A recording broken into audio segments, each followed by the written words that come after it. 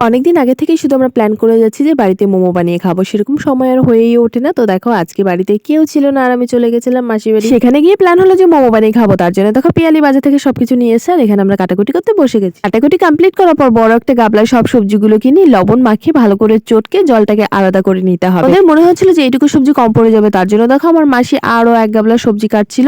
এখানটায় কিন্তু একটা বাঁধাকপি দেওয়া হয়েছিল, অনেক রকমের ভেজিটেবলস দেওয়া হয়েছিল। দেখো এখানটায় বসে বসে আমি ক্যামেরা করছি আর সব বাচ্চারা এখানে বসে খেলছে। ফাইনালি সবকিছু রেডি করা কমপ্লিট। এখন দেখো আমি বসে গেছি মোমো বানাতে আর পিয়ালি গেছিল ভাত খেতে। তো এখানটা ওই যে কৃষ্ণাও বসে গেছে মোমো বানাতে। ও কিন্তু মোমো বানাতে পারে না, হচ্ছে কুলি পিঠা শেপ দিচ্ছিল আর দেখতে যে কি রকম লাগছিল কি বলবো আর।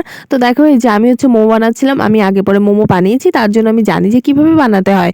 আমার মাসি হচ্ছে বেলে দিচ্ছিল, আমি বানাচ্ছিলাম। আমাদের 1 কিলো আটা না সরি 1 কিলো ময়দার হচ্ছে মোমো বানানো হয়েছিল, এতটা সময় লেগেছিল। আর অনেকগুলো বানানো হয়ে গেছে, তারপর চলে এসেছে পিয়ালি আর পিয়ালিও দেখো এখানে মোমো বানাতে বসে গেছে। পিয়ালির মোমো শেপগুলো কিন্তু ভীষণ সুন্দর হচ্ছিল।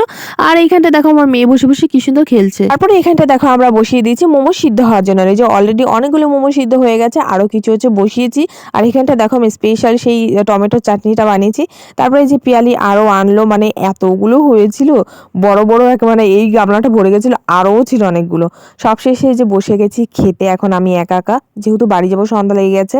আর আমার মেয়ে হচ্ছে কোলেই ঘুমিয়ে পড়েছে, সারাদিনও ঘুমোয়নি। তো মোমোটা কিন্তু খুব টেস্টি হয়েছিল। একটু উপরের যে ছালটা ছিল ওটা একটু মোটা মোটা হয়েছিল, মানে দুবার করে সিদ্ধ করতে হতো, আমরা সেটা করিনি, মানে এতটাই তাড়াহুড়ো ছিল। তাও কিন্তু খেতে খুবই টেস্টি হয়েছিল। এদিন কিন্তু আমি এত পরিমাণে মোমো খেয়েছিলাম, বাড়িতে এসে ভাত খেতে পারিনি। চলো তাহলে আজকের ব্লগটা এখানেই শেষ করে দিচ্ছি। তোমাদের কেমন লাগলো অবশ্যই কমেন্টে জানিও।